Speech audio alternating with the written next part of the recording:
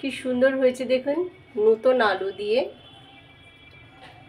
আলু দিয়ে শোল মাছের এই কষা রসা আর কি, না ঝোল না কষা, দেখতে খুবই সুন্দর হয়েছে। বাটা মশলা দিয়ে বানিয়েছিলাম শীতকালে, একটা ঝালঝাল, দেখে নিতে পারেন খুব সহজ পদ্ধতিতে। নমস্কার, রূপাদি রান্নাঘর অ্যান্ড সোশ্যাল থেকে সবাইকে জানাই স্বাগত। এটা দেখছেন শোল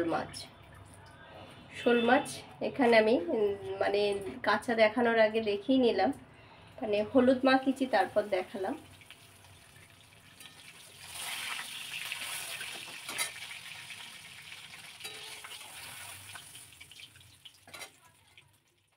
এখানে আমি শুকনো লঙ্কা 2টি আর একটি টমেটো সেদ্ধ করে নেব।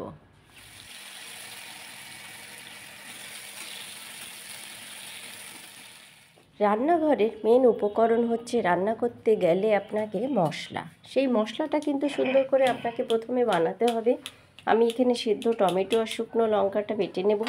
এর সাথে আমি ধনিয়া, জিরে, হলুদ গুঁড়ো, যেগুলো আমার মশলা আছে সেগুলো আমি একই সাথে মশলার সাথে দিয়ে সুন্দর একটা পেস্ট বানিয়ে নেব।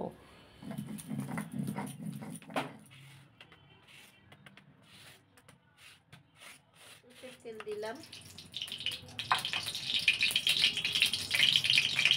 ফোড়নে তেজপাতা, শুকনো লঙ্কা, কালো জিরে, একটু গোটা জিরে আর গরম মশলা আর রসুন।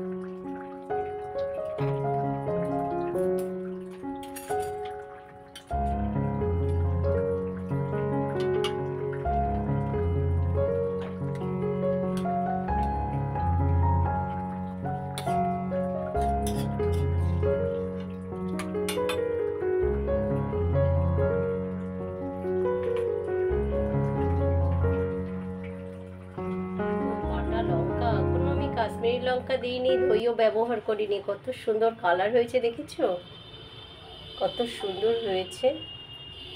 গোটা গরম মশলা আমার ফোড়নও দেওয়া ছিল, যার জন্য আমি আর গুঁড়ো মশলা দেব না, কারণ উগ্র একটা তাহলে ফ্লেভার চলে আসবে।